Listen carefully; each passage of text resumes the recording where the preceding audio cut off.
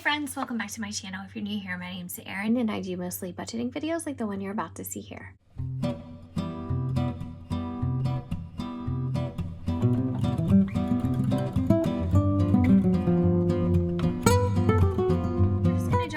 I have a lot of stuff to talk about and to cover and share with you in regards to this month's budget. So April, starting this month, is going to be really a lot different from previous months' budgets that I have done recaps and worked on, week to week with you guys before.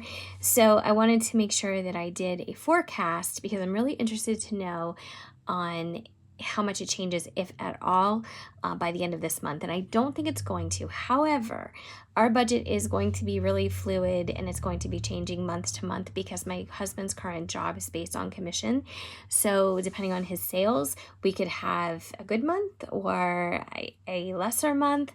It's just going to kind of be, maybe up and down at times, but in the end, I think it's all going to, kind of even out and work out. So couple things I have here. I know that some of you guys like to watch cash counting, so I have our stimulus money. We did not get our stimulus money until April 1st, and so it came in the form of a check, which I was a little bit confused about because our previous stimulus payments last year were just automatically deposited into our checking account that we also use for our taxes. So this time we ended up getting a check, and so I went and I cashed it because I'm going to be taking it from the bank account that they put it, or the bank account where we have both of our names, into a separate bank account and put it there because it's the newer one that we use most often. So I'll put this aside and we'll count that up. But that is $2,800 because there is two of us. And, that's just the scheduled amount. So I'm going to turn in this little 2021 planner. This is something that I picked up at Target. And I can't remember if I got it this year or at the end of last year, but it was at the dollar spot. And it was $3. But what's really nice about it, I think, is that it has this nice landscape oriented calendar. So it goes, kind of long, east to west. And I really like that as opposed to notebooks that kind of go this way. So I think this is going to work out really nicely. And I don't know, I just like to look at it that way. So here's the recap that I did yesterday. So if you guys are interested or you did not have a chance to see that video, this was our total income for the month of March, $48.34. So this month is going to be a lot different for a couple different reasons.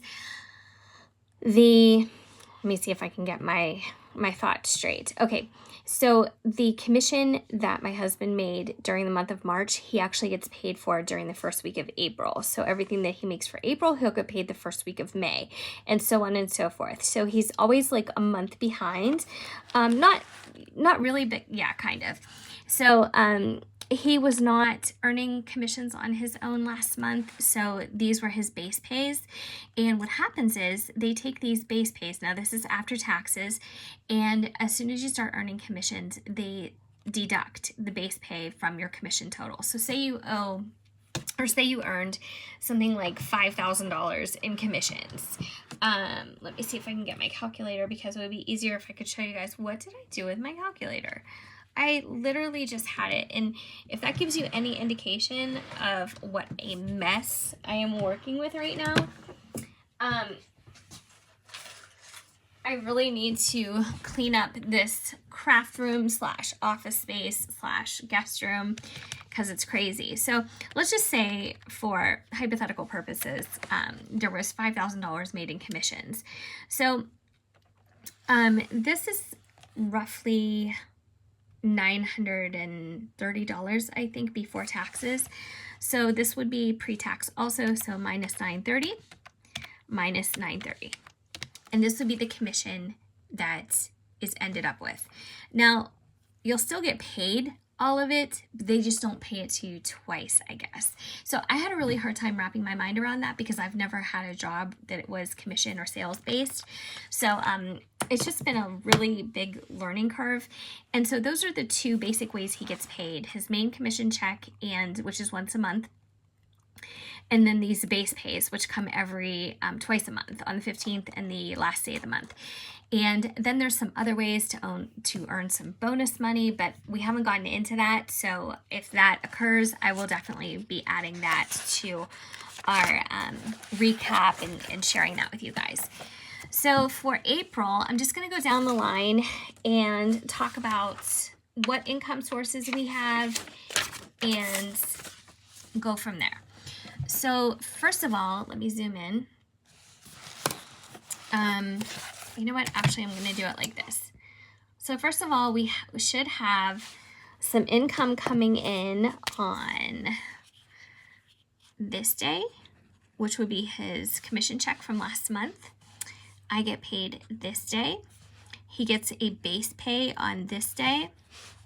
I get paid again on this day. And he gets a base pay on this day. And in fact, my nephew will be giving us his rent money, and that will come on this day. And on April 1st, we had our stimulus, so that's highlighted there. And I'm trying to think if there's anything else. I think that's it. Yeah, I think that's it. All right, so let's just go down the line by date.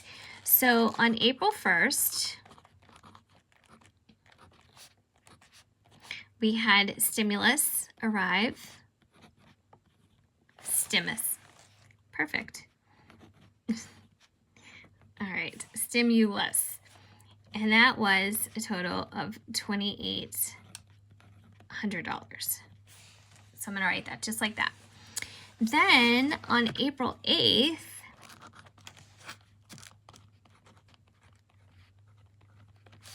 I'm going to write down commission.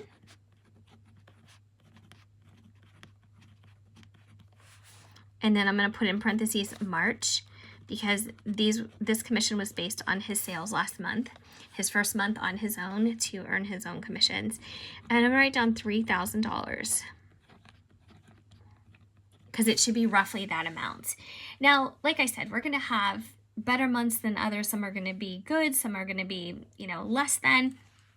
But like I said, it's probably all going to even out in the end.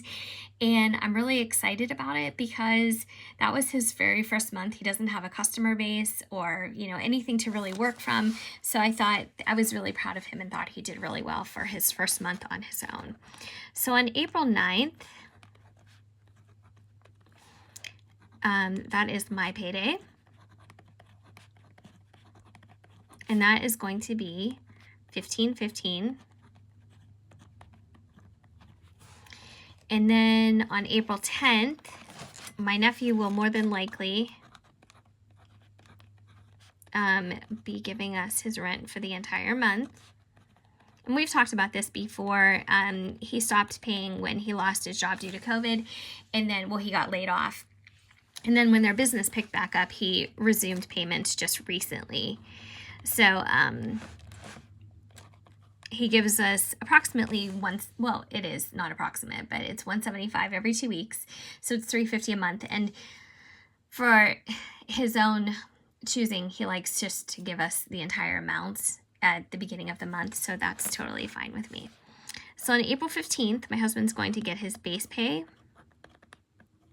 And that's going to be $727. Now, all of these things are post-tax.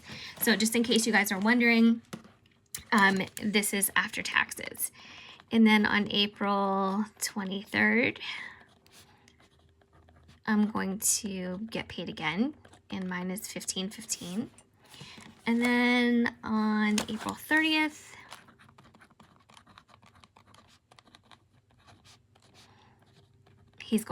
my husband's going to get another base pay, which is $727.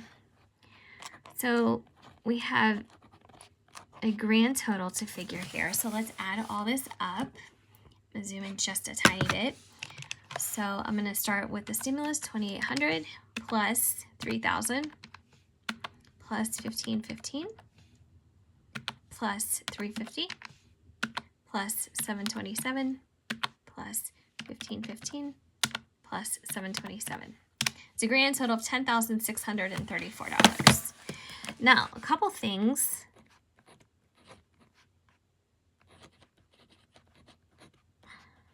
Okay, so a couple things I just wanted to say about this before I got really ahead of myself. So this is a really big number. And like I said, if you guys have been with me for a while, you know that this is way, way more than we are used to making, especially with my job getting cut back in hours last year due to COVID and the quarantine situation. So I took a pay cut. My husband lost his job entirely.